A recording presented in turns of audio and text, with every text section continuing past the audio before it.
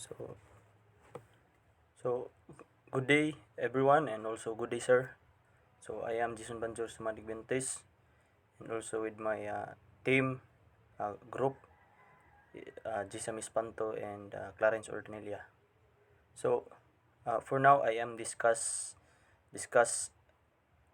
about to discuss the comparative model in policing in the Thailand policing system, or in the Thailand police system.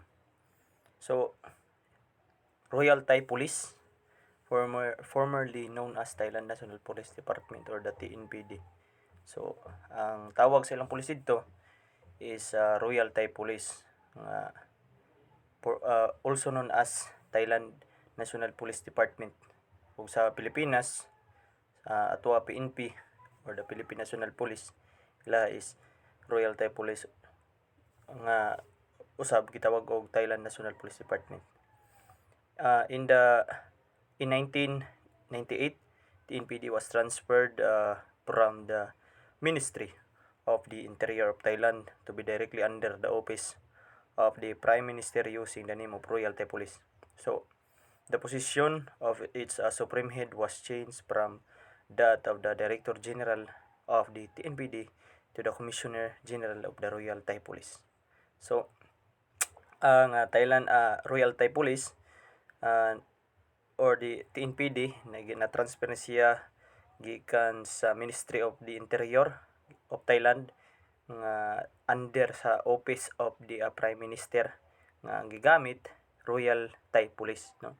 Kaniadto ang tawag diha na TNPD, but nahimo siya nga, or gi-transfer siya og nahimo siya nga Royal Thai Police, og the position of its supreme head was changed also. So na bag-o, no, from gikan sa Director General sa TNPD ngadto sa Commissioner General sa Royal Thai Police. Kasi kaniadto ang pinaka head or pinaka labaw sa ilaha is Director General, nabayloan na siya og Commissioner General, og diha sa gitawag na nila og Royal Thai Police. So next. So Royal Thai Police. So the Royal Thai Police, or the Samnakan Tomruat Haingchat, is a national police force of the Thailand. No? The RTP is frequently recognized as the fourth armed force of the Thailand, since their tradition, concept, culture, skill, and training are relatively similar to the army, and most of their cadets need to graduate from the Armed Forces Academies preparatory school before entering the Royal Thai Police Cadet Academy. So, officers also undergo paramilitary training similar to the Army, but with the additional focus on law enforcement. So, ang RTP is recognized as a fourth armed force of the Thailand, since sa ilang tradisyon, concept, culture, skill, o mga training nga pareha gyapon sa army, nga ang most of the officer or cadets nila kinahanglan nga mo-graduate diha sa Armed Forces Academies preparatory school, adisir mo enter sa Royal Thai Police Cadet Academy, no, which is mag-undergo gyapon sila sa paramilitary training similar to the army, no.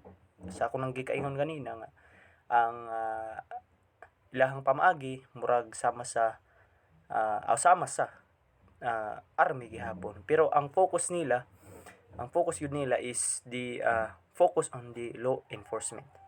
So next is the so ang Royal Thai Police headquarters makita diha sa or based in the Bangkok, no, Bangkok, Thailand. Also, the Police General, no, is the highest rank of Royal Thai Police, and the Police Constable is the lowest rank of the RTP or the Royal Thai Police. So, the motto of the RTP or Royal Thai Police is to serve and to safeguard. So, kung sa Pilipinas, sa PNP is to serve and protect, sa Thailand is to serve to safeguard, no. Next is the police organizations of the Royal Thai Police. So First is the Metropolitan Police. So Metropolitan Police, this is a unit in the Royal Thai Police and responsible for maintaining uh, security in Bangkok, so the capital of Thailand. So ang trabaho sa Metropolitan Police Bureau is the responsible sila for maintaining the security of the capital of Thailand. So next is the Central Investigation Bureau. So Central Investigation Bureau was organized to assist both provincial and metropolitan components of the TNPD in preventing and suppressing criminal activity and minimizing threats to the national security. So the specialized units of the Bureau including the Railroad, Marine Highway, and Forestry Police employed up to date technical equipment, law enforcement techniques, and trainings. So kung ato ang masabtan nga ang Central Investigation Bureau is nag-assist ni siya or organize ni siya to assist the both provincial and metropolitans nga components sa TNPD og mag-prevent sila, mag-suppress sa criminal activity og mag-minimize threats or kibali threats diha sa national security. Og also it is a special units of bureau, no, na sila special units of the bureau, including ang railroad sila, marino,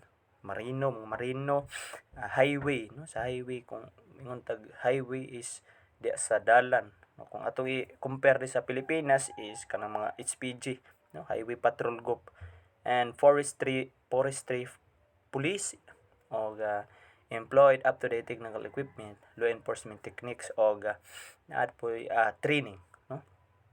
Next of the organization is the Terrorist Police Bureau. So of Thailand was formed on the September 1, 2017. It was elevated from the Tourist Police Division, no, which was formed in 1992 and traces its origins to 1976. So the Tourist Police is a department of Royal Thai Police, which is the main law enforcement agency in the country. No, the creation of the Tourist Police is due to the fact that tourism and entertainment industry in Thailand is growing every year, and the number of people arriving in the country is constantly increasing. The priorities of the tourist police include cooperation with foreign nationals and the promotion of the security. So sa lagtod nga pagkasulti, the Tourist Police Bureau is to amo sila ang department nga sa diin main law enforcement agency sa nasod sa Thailand og include the operations with foreign nationals and the promotion of their security. So next is the Special Branch Bureau or SBB. No, is a law enforcement agency under the Royal Thai Police Headquarters. No, Special Branch Bureau has major security function to the King, Queen, and all the royal family, along with the actions on the intelligence of the person or group that acts as a threat to the national security. So, Special Branch Bureau is, kung ato ang sabton, this is the special branch nga ang ilahang major security is to secure the functions to the king, queen, and the royal family. So sila ga-protect, no, sa king, the queen ug sa royal family, along with the actions on the intelligence of the person or a group. They acts as a threat to the national security, no. Kung atong sabton, which is mo ni sila ang grupo nga nagbantay, secure sa king, sa queen, sa royal family aron nga layo sila sa threat, no, layo sila sa trahedya sab, no. And the next is the Narcotic Suppression Bureau. So the division of the Royal Thai Police is charged of cracking down on illegal drugs, no. Sa Narcotics Suppression Bureau, ang ilahang trabaho is to charge of cracking down the illegal drugs, no? Ilang paubson ang ipaubos ang kibali paglaganap, no, sa illegal drugs sa ilahang country. And also kung ato ang compare sa Pilipinas, ang Narcotics Suppression Bureau sama na siya sa kibali tawag nato og kalimot ko sa Pilipinas, basta na siya kibali kapareha sa Pilipinas, which is is more on the war on drugs, no.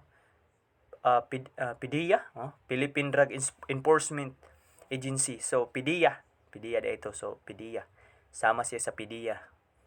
And the Immigration Bureau, no, is responsible for issuing travel visas and managing entry and departure in Thailand, no? Immigration. Next is the Provincial Police, no, form the largest of the Royal Thai Police operation components in both personal and geographical responsibility. So this force provides police service to every town and village throughout the kingdom except metropolitan Bangkok and border areas. So ang the provincial police is the force that provides services in every town and the village throughout the kingdom, no.